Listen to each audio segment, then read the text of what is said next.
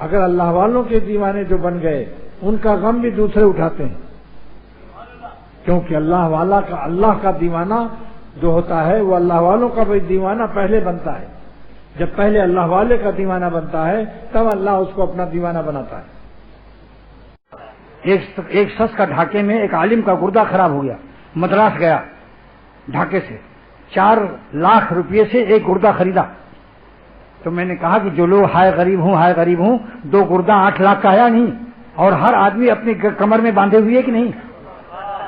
بولو بھائی، تو اپنی اپنی کمر سے 8 لاکھ کے 2 گردے باندھے ہوئے لوگوں کیوں اپنے کو شکایت کرتے ہو کہ ہم بڑے غریب ہیں؟ اور جو اللہ والا ہے وہ کبھی غریب ہے ہی نہیں ہے. غریب وہ ہے جس کے پاس اللہ نہیں ہے.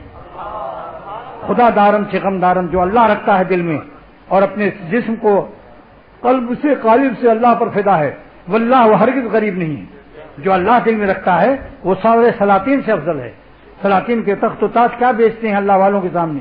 سورج و چاند کی روشنی کیا بیچتی ہے اللہ والوں کے نور کے سامنے؟ اور سموسہ پاپڑ بریانی کیا قیمت رکھتی ہے اللہ کے نام کی لذت کے مقابلے میں؟ ان کی چٹائی اور بوریے سے رش کے سلطنت ہیں. خدا کی یاد میں بیٹھے جو سب سے بے غرض ہو کر تو اپنا بوریا بھی پھر ہمیں تخت سلیما تھا.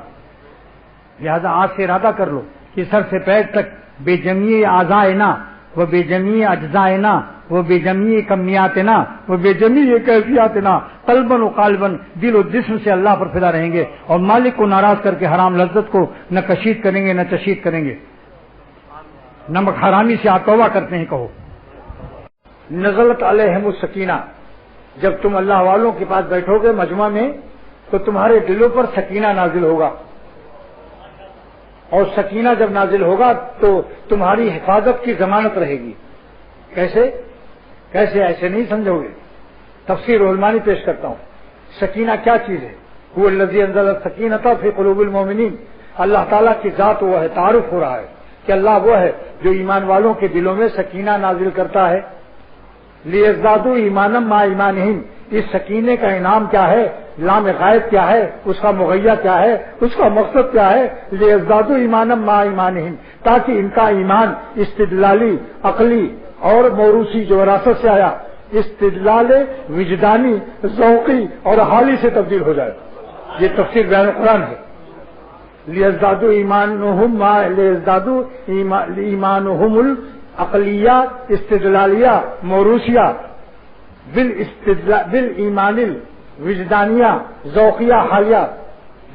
ان کو وجدانی اور ذوقی اور حالی ایمان عطا ہو جائے، یعنی جو اولیاء صدیقین کو عطا ہوتا ہے وہ وجدان، کیا دل میں اللہ کو پا جائیں. کوئی پوچھے اللہ کہاں، کہو یہ ہے ذالکم اللہ ربکم، تمہارا رب ہمارے دل میں ہے. کما ان السمک تطمئن فی الماء، جیسا کہ مچھلی پانی میں ڈوب کر چین پاتی ہے. اگر مچھلی کا کوئی حصہ پانی سے خارج ہو اور سورج کی شعاعیں لگ جائیں تو سر سے دم تک بے چین ہو جائے گی. لہذا اپنے سر سے پیر تک سارے اعضاء کو اللہ تعالیٰ کی فرما برداری میں غرق کر دو. نافرمانی، کان سے گانا مت سنو، آنکھوں سے حسینوں کو مت دیکھو، سر پر کوئی سرکشی کی علامت انگریزی بال وغیرہ نہ ہو، زبان سے حرام مت کھاؤ، جھوٹ مت بولو، غیبت مت کرو، ناک سے غیر محرموں کے عطر کو بھی مت سونگھو، ہاتھوں سے کسی نامحرم کے گالوں پر ہاتھ مت لگاؤ، پاؤں سے معشوقوں کی گلیوں میں مت جاؤ، سینما کے راستے میں مت جاؤ، وی سی آر اور ایسے تمام مجالس جہاں شریعت کے خلاف کوئی کام ہو رہا ہو، اس شادی بیاہ میں بھی شرکت مت کرو جہاں جشنٹینا یا وی سی آر یا مووی بن رہی ہو. لا یجوز الحضور ان مجلس فیہ المحظور. ملا علی قاری محدث عظیم شرح مشکات میں لکھتے ہیں کہ جس مجلس میں کوئی گناہ ہو رہا ہو وہاں شرکت حرام ہے، جائز نہیں ہے. یہاں تک کہ اگر مرغی کی ایک ٹانگ منہ تک آ چکی، اتنے میں معلوم ہوا فلم بن رہی ہے یا کوئی فوٹو لینے آ گئے یا مووی بننی شروع ہو گئی، اس ٹانگ کو منہ میں داخل کرنا حرام ہے. وہیں رکھ دو اس کو، اور میزبان سے کہہ دو کہ اب میں یہاں نہیں ٹھہر سکتا. بلکہ اجازت بھی ضروری نہیں، گناہ سے بچنے میں میزبان کی اجازت ضروری نہیں، بلا اجازت چلے جاؤ. بعد میں اطلاع کر دو کہ تمہاری نافرمانی کی وجہ سے مجھے وہاں سے بھاگنا پڑا، اور پھر وہ اللہ کرنا پڑا، کیونکہ اللہ کا حکم ہے غیر اللہ سے بھاگو اللہ کی طرف. نظرن قلبن قالبن، نظر بھی بچاؤ، دل بھی بچاؤ، اور جسم کو بھی قریب نہ رہو۔ جیسے کہ گھی کا کنسٹر جمع ہوا ہے اور ریپیٹ ہے رانگے سے، مگر آگ قریب لگا دو، گھی دیکھتا تو نہیں، پگھل جائے گا۔ پورا کنسٹر ہر طرف سے بند ہے، کوئی آنکھ نہیں ہے کہ ایک ذرہ دیکھے، مگر جب آگ قریب لگا دو گے تو وہ پگھل جائے گا، اور ریپیٹ اس کا منہ جو ہے، آنکھیں وہ دھماکے سے کھل جائیں گی۔ اس لیے اللہ تعالیٰ کا حکم ہے یہ، میں کوئی تصوف بھی انشاءاللہ بلا دلیل نہیں بیان کروں گا۔ تلک حدود اللہ فلا تقربوها، جن چیزوں کو اللہ نے حرام فرمایا ان کے قریب بھی نہ رہو۔ کہ جو مسجد میں سے اپنے کاروبار میں جائے مگر دل اللہ کے گھر میں ٹانگ جائے، قلبہ معلق بالمساجد، اس کا دل مسجد میں لٹکا رہے کہ کب اذان ہوگی پھر جائیں اپنے مولا کے گھر۔ بولو، کریم ابا ہو تو اس کے گھر جانے میں مزہ ملتا ہے کہ نہیں؟ یہ ربا کا گھر ہے، دل لٹکا رہے، اذان کی آواز کا انتظار رہے۔ ایک شخص نے حکیم الامت سے پوچھا کہ یہ بات سمجھ نہیں آتی کہ ہم اپنے گھر میں رہیں کاروبار میں اور دل وہاں کیسے لٹکا رہے گا مسجد میں، تو بہت مشکل پرچہ لگتا ہے۔ حکیم الامت تھانوی رحمۃ اللہ علیہ کا جواب سن لو۔ فرمایا کہ جیسے آج کل مسجد میں رہتے ہو اور دل تمہارا کاروبار میں لٹکا رہتا ہے، تو جب کاروبار سے زیادہ اس یار سے محبت ہو جائے گی تو کاروبار میں رہتے ہوئے یار یاد آئے گا اور یار کا گھر بھی یاد آئے گا، یعنی مسجد یاد آئے گی۔ اب تو سمجھ میں آ گئی بات کہ جس طرح سے جب تک تم پر تجارت غالب ہے، اللہ کی محبت غالب نہیں، تو مسجد میں تمہیں تجارت یاد آتی ہے، دل وہاں لٹکا ہوا ہے۔ جب اللہ کی محبت غالب ہو جائے گی تو تجارت گاہوں میں، اپنے گھروں میں تمہیں اللہ کا گھر یاد آئے گا۔ ایسا جواب، کیسا جواب ہے، ایسا عمدہ جواب ہے کہ ہر بڑے بڑے تاجروں کی سمجھ میں آ گیا۔ سرور عالم صلی اللہ تعالی وسلم نے ارشاد فرمایا کہ 7 صفت ایسی ہے کہ جو اس صفت کے حاملین ہوں گے عرش الہی کا سایہ پائیں گے۔ یہ متن ہے، اب شرح اس کی اختر کی زبان سے یہ ہے کہ جب سایہ ہوگا تو حساب نہیں ہوگا، کیونکہ جہاں حساب ہوگا وہاں سایہ نہیں ہوگا۔ لہذا آپ سب لوگ یہ 7 صفت غور سے سنو تاکہ کسی نہ کسی صفت میں سے آپ متصف ہو جائیے۔ 7 صفت میں اگر 7 میں شامل ہو جائیے تو اعلیٰ نمبر ہے، ورنہ 7 میں ایک بھی اگر مل جائے تو غنیمت ہے، نجات کے لیے کافی ہے۔ جس کا پہلا آپ کو بتا چکا ہوں کہ امام عادل، منصف بادشاہ، خلیفہ، امیر المومنین۔ اب آپ کہیں گے ہم تو بادشاہ نہیں ہیں، اس کا شرح کر چکا ہوں کہ ہر مومن مسکین سے مسکین اپنے قلب کو بادشاہ بنا کر قوت ارادیہ اور تقوی حاصل کر کے اپنے جسم کے ہر صوبے میں عدل قائم کر دے اور گناہ نہ ہونے دے، آنکھوں کو بد نظری نہ کرنے دے، کان کو گانا نہ سننے دے، زبان کو جھوٹ نہ بولنے دے، ہاتھوں کو غلط جگہ استعمال نہ کرے، پیروں کو سینما ہاؤس کی طرف نہ لے جائے، سارے جسم کے صوبوں میں عدل قائم کر دے۔ لیکن صوبوں میں عدل جب قائم ہوتا ہے جب وفاق، سینٹرل گورنمنٹ، مرکز، راجدھانی مضبوط ہوتی ہے۔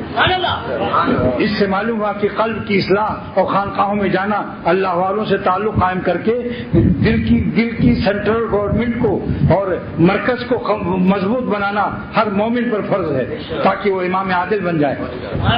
اس تقریر سے ہر مسکین بھی امام عادل بن سکتا ہے جو اپنے اعضاء سے گناہ نہ ہونے دے، ہر صوبے میں عدل کو قائم رکھے۔ اور سینٹرل گورنمنٹ کا مضبوط کرنا اسی حدیث سے ثابت ہوتا ہے کہ ایسا اس میں قوت آ جائے، ایمان یقین بن جائے کہ دل اس کا چپک جائے پورا اللہ تعالیٰ سے۔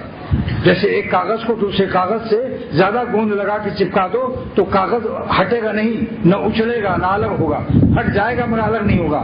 تو اللہ تعالیٰ سے اتنی محبت حاصل کرنا ہر مومن پر فرض ہے کہ ہمارے قلب و جاں اللہ تعالیٰ سے اس طرح سے چپک جائیں کہ سارا عالم ایک اشاریہ اس سے ہمیں الگ نہ کر سکے۔ دعا بھی کرے اور دوا بھی کرے، دعا بھی کرے اور دوا کیا ہے؟ اہل اللہ کی صحبت، اتباع کے ساتھ۔ صحبت بغیر اتباع کے مفید تو ہے، نفع کامل نہیں۔ صحبت بغیر اتباع کے بھی کچھ مفید ہے، مگر نفع کامل اگر آپ چاہتے ہیں تو پورے اتباع اور فرما بردار بن جائیے۔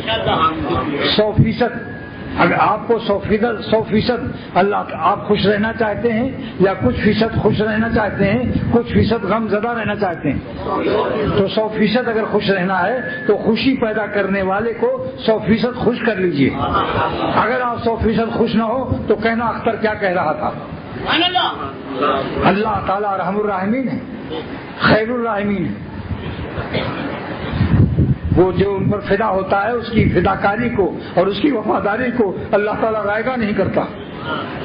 ارحم الراحمین سے یہ بدگمانی کہ ہم اگر گناہ چھوڑ دیں گے تو ہماری زندگی بے کیف ہو جائے گی، بے مزہ ہو جائے گی۔ ارے حرام مزے سے جب چھوٹ کر اللہ کو راضی کرو گے تو اللہ تعالیٰ آپ کی خوشی پیدا کرے گا، اور خوشی غیر محدود ہوگی، غیر فانی ہوگی، دنیا میں بھی کامیاب، آخرت میں بھی کامیاب، اور سزاؤں سے نجات، ہر وقت بامزہ اور ہر وقت بے سزا۔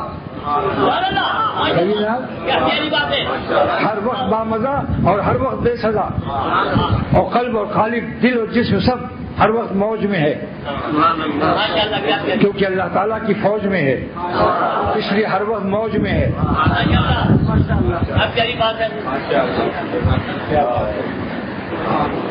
ماشاء اللہ ماشاء اللہ ماشاء اللہ، اللہ پاک کے دم سلامت رکھے۔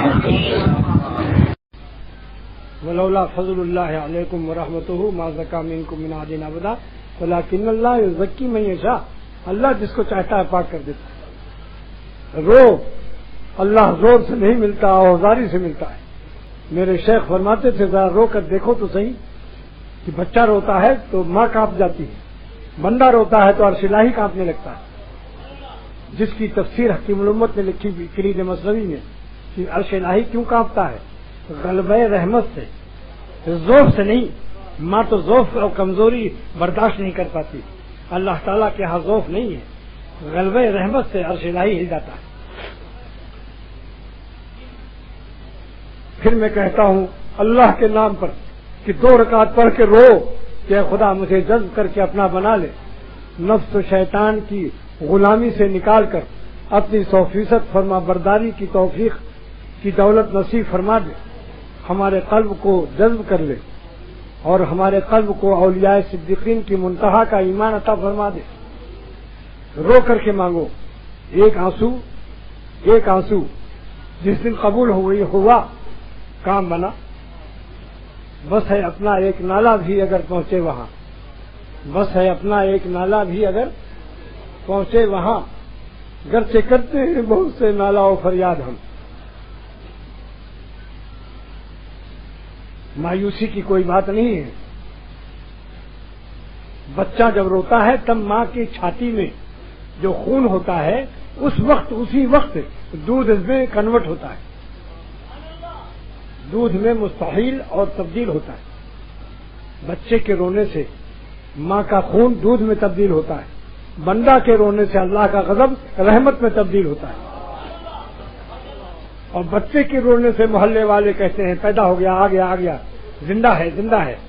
اگر بچہ نہ روئے پیدا ہو تو کہتے ہیں زندگی نہیں، مردہ بچہ پیدا ہوا۔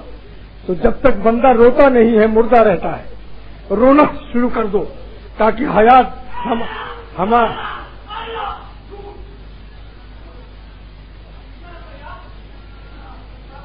ہمارا رونا ہماری حیات کی ضمانت ہے، ہمارا رونا ہماری حیات کی ضمانت ہے۔ مگر رونا بھی آتا ہے، رونے والوں سے سیکھو، اتنا رونا بھی جائز نہیں ہے کہ بیمار پڑ جاؤ۔ اب کہیں پہنچے نہ تجھ سے ان کو غم، اے میرے اشکے ندامت اب تو تھم، اب کہیں پہنچے نہ تجھ سے ان کو غم، اے میرے اشکے ندامت اب تو تھم۔ اتنا رونا بھی جائز نہیں جس سے پاگل ہو جاؤ اور کپڑا پھاڑ کر پیجامہ اتار کر ننگے پھرنے لگو۔ ہر چیز کا اعتدال ہے، اعتدال ملتا ہے اللہ والوں کی صحبت سے۔ لہذا دیوانہ بننے کے کیا معنی ہیں؟ پہلے دیوانہ سمجھو کہ دیوانہ کس کو کہتے ہیں؟ جو اللہ کا بھی حق ادا کرے اور اللہ کے بندوں کا بھی حق ادا کرے۔ جب ماں باپ بیمار ہو جائے تو ماں باپ کی دوا لائے، دیوانہ بنا جنگل میں آہو پھگا، اب قبول نہیں ہوگا اس کا۔ بیوی بیمار ہے تو بیوی کے لیے پہلے دوا لاؤ، ابھی شراب پڑھنا بھی جائز نہیں ہے، جاؤ ڈاکٹر کے یہاں پہلے اس کی دوا لاؤ۔ اللہ کی بندی بیمار پڑی اور تم نفلوں میں لگے ہوئے ہو۔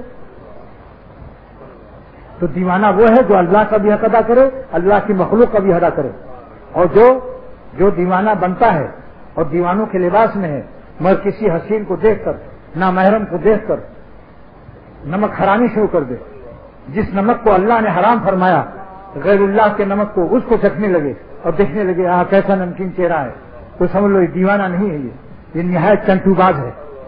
آج ایک نئی لغت بار بار کہہ رہا ہوں، یا نوٹ کر لینا، چنٹو، پھر کہو چنٹو باز، چنٹو نہ کہو، چنٹ ہے، یعنی بہت چالاک قسم کا دیوانہ ہے، اندر سے چالاک بنا ہوا ہے، دیوانہ بنا ہوا ہے روپیہ کمانے کے لیے۔ تو دیوانہ بننے کے مطلب سمجھ گئے آپ؟ لیکن کوئی بندہ تلاش کرو جس کا ڈائریکٹ گروپ ملتا ہو، آپ کے دل کو اس سے مناسبت ہو، دل میں اس کی باتیں اترتی چلی جاتی ہوں اور اس سے آپ کو اللہ کی محبت میں اضافہ محسوس ہو، گناہوں سے نفرت محسوس ہو، تو اس کے پاس کچھ دن رہ لو۔ میاں 5 سال میں میڈیکل کالج میں ایم بی بی ایس ہوئے، بی ہے اس میں موجود، ایم بی کا ادھر لگا لو اور بی ایس کا دونوں بی ملا لو، بولو بھائی بی ہوا یا نہیں ہوا؟ M B B S. اس کے بعد ہاؤس جاب میں بھی لگاتے ہیں، پھر اسپیشلسٹ بننے کے لیے MRCP وغیرہ 100 ڈگریاں لینے کے لیے، اللہ کی محبت سیکھنے کے لیے تمہارے پاس 40 دن بھی نہیں ہے، کیا ناقدری ہے۔ مرنے کے بعد پتہ چلے گا کہ تمہارا MBBS اور تمہارا انجینئرنگ کی ڈگریاں کام آئیں گی یا اللہ کی محبت اور اللہ والوں سے وہ زمانہ جو اللہ والوں کے ساتھ گزر جائے۔ تب معلوم ہوگا کہ دن کون سے دن ہیں اور راتیں کون سی راتیں ہیں، اور دن کون سے دن ہیں۔ جو اللہ پر فدا ہو جو دن وہی ہمارا دن ہے، جو راتیں اللہ پر فدا ہو وہی ہماری راتیں ہیں، جو سانس اللہ پر فدا ہو وہی ہماری سانس ہے، جو زندگی اللہ پر فدا ہو وہی زندگی ہماری زندگی ہے۔ لہذا دیوانہ جو ہے سمجھ لو کہ اللہ کا حق ادا کرتا ہے یا نہیں، یا دیوانہ بنا ہے مگر نامحرم عورتوں کو بھی دیکھ رہا ہے۔ یہ پاگل، یہ دیوانہ اللہ کا نہیں ہے، یہ اپنے نفس کا دیوانہ ہے، یہ اللہ کا دیوانہ نہیں ہے۔ یہاں شعر میں مراد اللہ کا جو دیوانہ ہے، یہ اپنے نفس کی خواہش کا دیوانہ ہے، نفس کی خواہش کا غلام ہے، یہ عبداللہ نہیں ہے، عبد النفس بنا ہوا ہے، نفس کا بندہ ہے۔ اس کے چہرے کو دیکھو تو لعنت محسوس ہوگی۔ جب نبی کی بددعا ہے کہ بدنظری کرنے والوں پر اللہ کی لعنت ہو، تو کیا نبی کی بددعا سے نہیں ڈرنا چاہیے؟ بولو میاں، پیروں کی بددعا سے ڈرنے والوں، جن کی غلامی سے پیر بنتا ہے، ان کی بددعا سے نہیں ڈرو گے؟ سرور عالم صلی اللہ علیہ وسلم، جلدی سے توبہ کر لو، اگر غلطی سے ہو جائے نظر تو جلدی سے ہٹا کے نظر کہو اللہ تعالیٰ مجھ سے غلطی ہو گئی، میں آپ کا بندہ ہوں اور نادم ہوں، شرمسار ہوں، اور آپ میرے پروردگار ہیں۔ بندہ آپ کا شرمسار ہے اور آپ میرے پروردگار ہیں۔ استغفار کی برکت سے انشاءاللہ تعالیٰ پھر لعنت ہٹ جائے گی اور سائے رحمت میں آ جاؤ گے۔